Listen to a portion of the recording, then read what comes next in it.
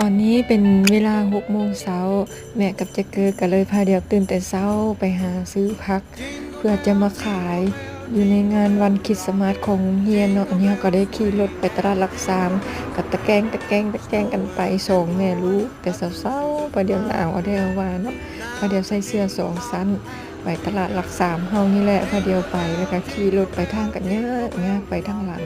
เข้าไปในตลาดแล้วเฮาก็ไปเลือกเบิ่งผักเนาะคือหลักๆแหละเจ๊เกิดอยากขายเป็นผักออร์แกนิกก็คือเป็นผักสลัดจริงๆนั่นแหละแล้วก็มาฮอดเฮือนแล้วเฮาก็มาแพ็คมันก็ได้ทั้งผักกวางตุ้งแน่ผักสลัดแล้วก็ได้ผักอีตู้แล้วก็มักเล่นแล้วก็จะมีได้3-4อย่างนี่แหละเนาะแล้วก็มาฮอดโรงเรียนแล้วก็เอาก็มาตั้งแผงขายเลยแหละนี่เพิ่นก็ได้ขายก่อนหมู่เลยแหละเจ๊เกิดเพิ่นก็ได้ขายมักเล่นนี่แหละนี่ได้ขายดีกว่าหมู่พอเจ๊เกิดก็ไปซื้อซอยกับเจ้าแน่สุดท้ายเพิ่นก็